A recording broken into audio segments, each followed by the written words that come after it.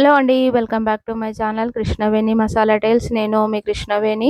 ఈరోజొచ్చేసి ఇంకొక కొత్త రెసిపీ తోటి మీ ముందుకొచ్చినాను. అదే గ్రీన్ చికెన్. ఇంకొక పేరు గూడా అంటారు. ఇది హైదరాబాదీ వాళ్ళకి బాగా అంటే తెలుసు. అదే హరియాలీ చికెన్ గూడా అని అంటారు. ఇప్పుడు మనం రెసిపీలకెళ్ళిపోదాము. ఇది జేసుకోవడం చానా సింపుల్, ఈజీ. నేను హాఫ్ కేజీ చికెన్ తీసుకొని కడిగి పక్కన పెట్టేసుకున్నాను. ఇప్పుడు ఇందులోకి మనం గ్రీన్ మసాలా గావాలి గదా!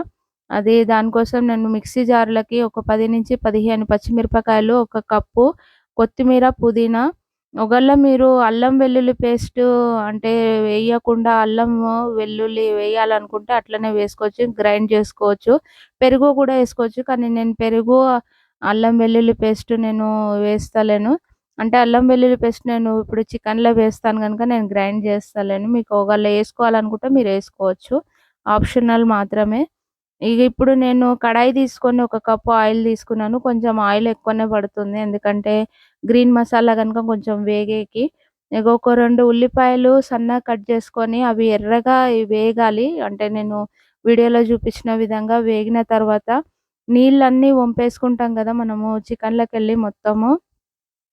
ఇప్పుడు ఆ చికెన్‌ని మనము అంటే ఈ ఆయిల్ అట్లాగే ఉల్లిపాయ ఉన్నాయి గదా! అందులోకేసుకొని మొత్తం అంతా కొంచెం ఒక 2-3 నిమిషాలు వేయించుకోవాలి. అంటే ఇది మనము ఆయిల్‌లో వేయిస్తాము. అంటే నీళ్లు చానా తక్కువగా ఉంటది. అది మనము పేస్ట్ చేసిన అంటే మిక్సీ జార్‌లో ఉన్న నీళ్లు మాత్రమే. ఇప్పుడు అంతా చికెన్‌లో ఉన్న వాటర్ అంతా బయటికొచ్చేసింది. ఇప్పుడు ఇందులోకి 2 టేబుల్ స్పూన్ల అల్లం వెల్లుల్లి పేస్టు, ఒక టేబుల్ స్పూన్ పసుపు ఇవి వేసుకొని మంచిగా కలుపుకోవాలి. అంటే పచ్చి వాసన పోయే వరకి కలుపుకోవాలి. మనం ఆల్రెడీ వేసిన ఉల్లిపాయలు గూడా అవి అంటే నూనెలో వేగి ఉంటాయి గనక అవి పేస్ట్ లెక్క అయిపోతాయి. మనము సెపరేట్‌గా పేస్ట్ వేయాల్సిన అవసరం లేదు. నేను అందుకే కట్ జేసి వేసుకున్నాను. ఒకవేళ మీరు పేస్ట్ లెక్క వేసుకోవాలనుకున్నా గూడా వేసుకోవచ్చు. ఇప్పుడు ఇవి మనము నూనెలనే వేపుకుంటాం గనుక చికెన్‌లో ఉన్న నీళ్లు మొత్తం బయటికొచ్చేసి అంతా చికెన్ అంతా అంటే ఉడికిపోతుంది. ఇప్పుడు ఇందులోకి మనం ముందే అంటే మనము గ్రైండ్ జేసి పెట్టుకున్నాం గదా! పేస్టు. పచ్చిమిర్చి అట్లాగే కొత్తిమీర, పుదీనా పేస్ట్ ఉంది గదా! అది వేసుకుందాము. అంటే ఫస్టే మనం చికెన్‌ని నేను ఉప్పు అంటే నేను క్లిప్ మిస్ అయిపోయింది. ఒకవేళ మీరు ఉప్పు వేసుకోవాలనుకుంటే వేసుకోండి. ఎందుకంటే నేను వేయలేదు. అది క్లిప్ మిస్ అయిపోయింది నాది. అది మర్చిపోయినాను. ఇప్పుడు మాత్రము ఈ పేస్ట్ ఉంటుంది గదా! మొత్తము గ్రీన్ పేస్ట్ అంతా ఆయిల్‌లోనే ఉడికిపోవాలి. ఇందులోకి మీరు ఒకవేళ వాటర్ యాడ్ జేసుకోవాలనుకుంటే మాత్రం కొంచెం ఒక హాఫ్ గ్లాసు వాటర్ ఉంటుంది గదా! అది మాత్రం యాడ్ జేసుకోండి. నేను అంటే నాకు మసాలా వేగుతున్నప్పుడు నేనిప్పుడు రుచికి సరిపడా ఉప్పు వేసుకున్నాను. అంటే నేను ముందే రాక్ సాల్ట్ వేసినాను గదా! అదే సరిపోతుంది అని అనుకున్నాను. కాకపోతే చికెన్ ఉడికేటప్పుడు వేయాల్సిన ఉప్పు మాత్రం నేనిప్పుడు వేసుకుంటున్నాను. మీరు చికెన్ ఉడికేటప్పుడు అంటే మనం పోపుకేసినప్పుడే వేసుకుంటే ఇంకా బావుంటుంది. అది క్లిప్ అంటే నేను మిస్ అయిపోయినాను గనుక మీరు వేసుకోండి.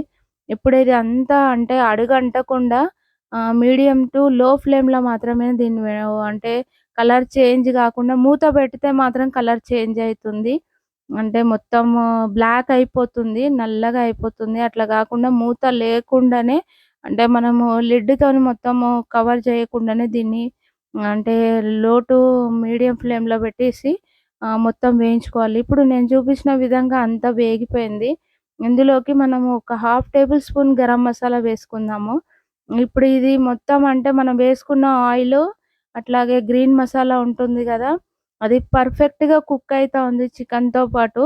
అంటే ఎక్కడ గూడా మనకి అంటే గ్రీన్ మసాలా మనకి అంటే బ్లాక్‌గా గాకుండా, నల్లగా గాకుండా ఉంది గదా! ఒకవేళ మనం మూత పెడితే మాత్రం నల్లగా అయిపోతుంది. మీరు పొరపాటున గూడా మూత పెట్టకండి. ఇప్పుడు మనం జేసుకున్న అంటే చికెన్ మసాలా రెడీ అయిపోయింది. గ్రీన్ చికెన్ మసాలా రెడీ అయిపోయింది. ఇది సింపుల్‌గా ఒక అంటే ఒక 10-15 నిమిషాలల్లో అయిపోతుంది.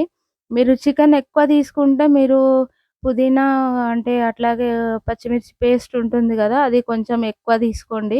ఒకవేళ చికెన్ తక్కువ తీసుకుంటే మాత్రం చికెన్ క్వాంటిటీ మీద మీకు డిపెండ్ అయితుంది. ఇంకోటి పచ్చిమిరపకాయలు మీరు ఎక్కువ కారం తీసుకోవాలనుకుంటే కొంచెం ఎక్కువనే తీసుకోండి. ఇప్పుడు మాత్రం మన చికెన్ గ్రీన్ మసాలా రెడీ అయిపోయింది.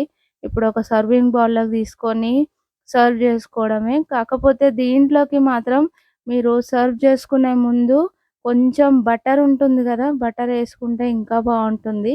అది ఆప్షనల్ మాత్రమే. ఒకవేళ మీకు టేస్ట్ నచ్చితే మాత్రం వేసుకోండి. ఎందుకంటే నేను పిల్లల కోసం జేసినాను గనుక, నేను కారం గూడా కొంచెం తక్కువేసినాను.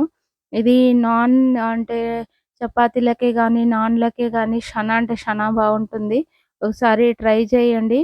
ఇది సింపుల్‌గా అయిపోయేది. ఇంకోటి చిన్న పిల్లలు చాలా ఇష్టంగా గూడా తింటారు. కాకపోతే ఎట్లానంటే కొంచెం గ్రీన్‌గా ఉంటుంది గదా! అంటే టేస్టీగా ఉంటుంది. ఒకసారి మీరు ట్రై జేయండి. మీకే తెలుస్తుంది. ఓకే. Thank you friends. అంటే నా రెసిపీని మీరు చూసినందుకు. ఒకవేళ మీకు నా రెసిపీ నచ్చితే మాత్రం నా ఛానల్‌ని సబ్స్క్రైబ్ జేసుకోవడం మాత్రం మర్చిపోకండి.